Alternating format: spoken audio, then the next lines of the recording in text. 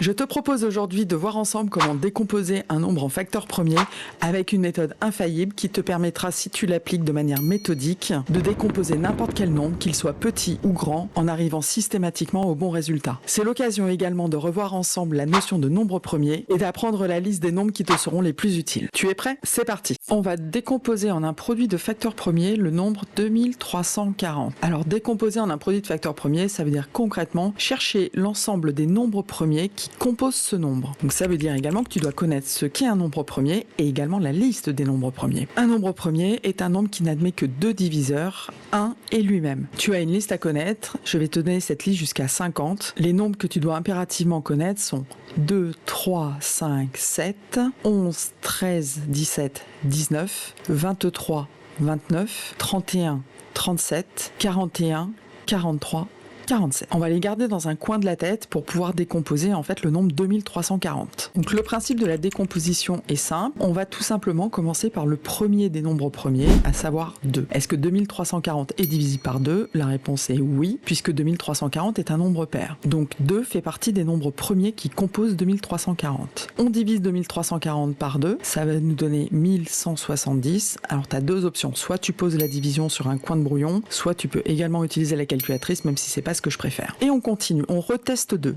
Est-ce que 2 divise 1170? Réponse oui, parce que 1170 est toujours un nombre pair. Donc de ce côté-là, j'écris encore 2. Et ici, j'indique le résultat de la division, ce qui va me donner 585. 585, par contre, n'est pas un nombre pair. Donc du coup, je vais tester le nombre premier d'après, à savoir 3. Est-ce que 585 est divisible par 3? Réponse oui, parce que 5 plus 8 plus 5 est égal à 18, et que 18 est bien dans la table de 3. Donc de ce côté-là, j'inscris 3, et ici, je vais indiquer le résultat de la division de 585 par 3, à savoir 195. Et je reteste 3. Est-ce que 195 est divisible par 3? Réponse oui. 1 plus 9 plus 5 est égal à 15 et 15 est bien dans la table de 3. Donc ici, je divise par 3, ce qui va me donner 65. 65 par contre n'est pas divisible par 3 étant donné que 6 plus 5 est égal à 11. Par contre, 65 se termine par 5 et 65 est donc divisible par 5. Et ça va être égal à 5 fois 13. 13 est dans la liste des nombres premiers. Donc ici, je vais pouvoir écrire 13 et ici, je vais obtenir 1. Une fois qu'on obtient 1